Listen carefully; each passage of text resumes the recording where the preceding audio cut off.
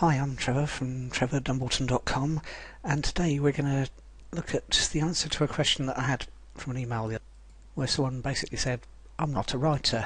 And a lot of us either think that or know that or whatever else we decide is the case, and quite often it's whatever you think is actually true, and that's the standard sort of question where if you think you're right or think you're wrong, whichever way you're correct.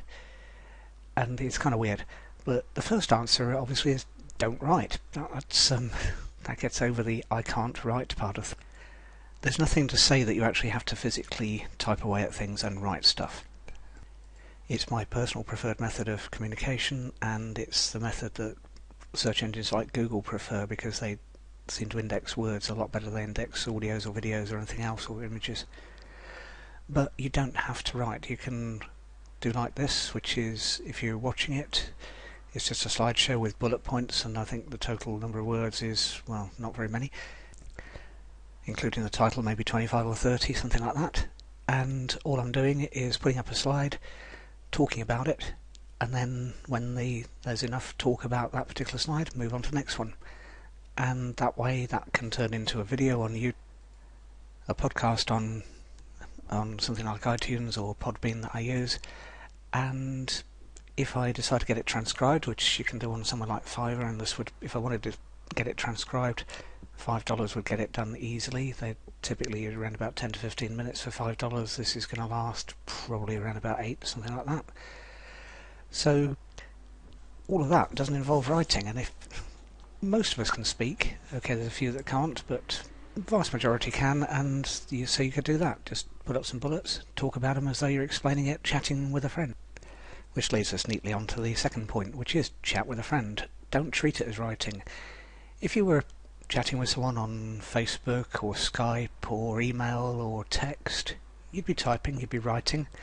Not very many words, that's okay. But you can put those, and each of those are maybe a sentence long, so 5, 10, 15 words. Put together 3, 4, 5, 6 of those sentences. You've got enough for an article. Not a fantastically long article, but that's okay. If you combine it with a video as well, or audio as well, or both, and a couple of images, that's perfectly okay. Think about some of the posts you read on Facebook. Most of those are only, thinking about it, 10, 20 words long before you get the little thing that says more, which most people don't click because that involves effort. So less is quite often more. You don't have to do lots and lots of things. You can do less, and if you're explaining it to a friend, chatting with a friend, you'll be able to talk away, type away about it for certainly 2, 3, 4, 5, 6 sentences, and any of those would work.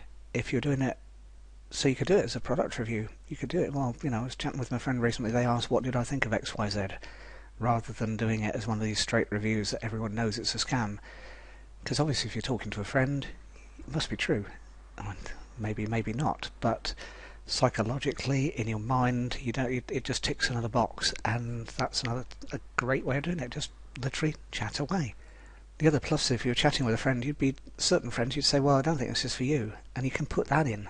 And if you're trying to sell something, that's really disarming, and that will actually get more sales because you're being honest.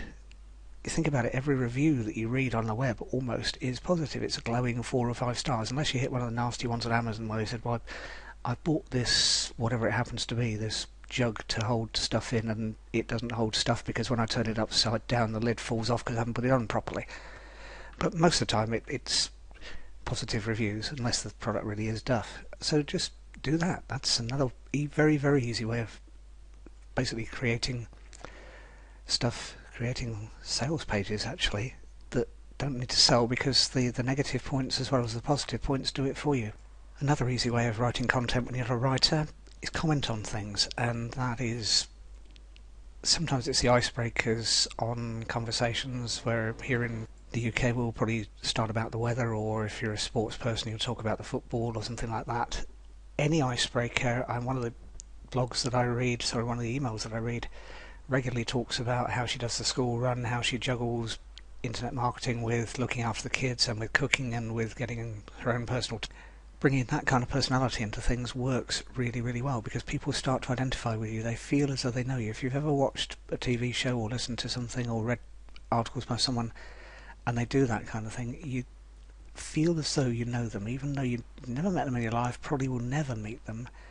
It's those little points that allow you to identify, and again, it doesn't matter whether or not you identify with all those points, or your readers identify with them. It's a little bit like cold reading, where someone will do a psychic reading and you'll pick up on the points you identify with and you'll discard the points you don't. And the same goes with you commenting on other things or just talking about how your day's been, how things have gone right, how things have gone wrong, what you could have done better, what you could have done worse. Sounds bad, but you could do that, you know. I was really proud that I did that today, and that worked. And again, if you've ever caught up with a friend after a day or a week or a month or whatever, or longer, just do it. Treat it like that. It works very, very nicely. Personally, not a fan of this, but short term, use pre-written stuff. There's plenty of things out there that are pre-written for you. If you join an affiliate program, chances are they've got pre-written email swipes, or you can buy that kind of thing that's multi-use. Don't use it on the web, because that way it just shows up and you're competing with the thousands of other people who've bought it and put it up on the web. But if it's an email sequence, you can probably get away with it. And what I'd suggest you do is actually take a little bit of time to go through and edit it, so that just read it through and think, no, I wouldn't say it like that, I'd say it like this, and just change it so it's more in your voice, because longer term it helps if it's in your voice, because people will identify with you. So short term, use it for a list, use pre-written stuff. Don't use it on the web. It's you can use pre-written stuff as a giveaway. Again, if you're trying to build your list, or if you're trying to sell things, you'll come across it a lot in internet marketing, but it works in other markets just as well. Give a bonus to people buying through your link, and there's people I know that they're giving 3, 4, 5 products away with whatever you bought, and they're just buying PLR products, and they're just picking the ones that relate to that product. Ideally, obviously, you do it more than that. You do longer term, you do your own products, but it will work if you turn the title around so it's not the same product everyone else is giving, or you just pick slightly less well-known ones. So again, PLR packages, they're out there all the time. There's quite a few out there, and they work really well. And as I said, I know someone who's doing that kind of thing and who's giving 2 or 3 giveaways away each time and getting more sales because of it. And a few years ago there was an internet marketer who was famous for doing giveaways, and people would wait until they saw what he was giving away before they decide to buy through his link. And those are the ones I know that will choose on the bigger launches who they buy from based on the bonuses.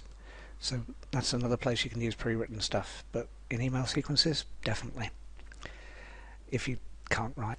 But longer term, take the time and the effort to just write it. Again, it doesn't have to be long stuff. In an email sequence, people's attention span's short, same as it is everywhere else nowadays.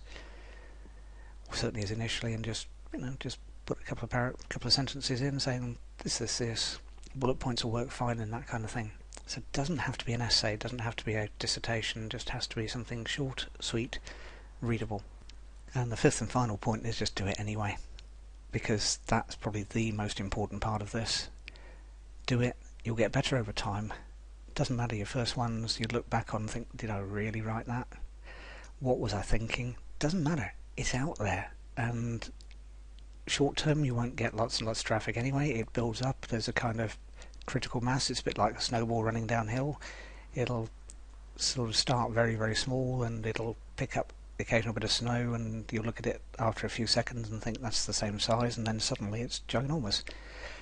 So just do it, and do it regularly as well. Don't just start. There's a thing in self-help says it takes about 21 days to form a habit.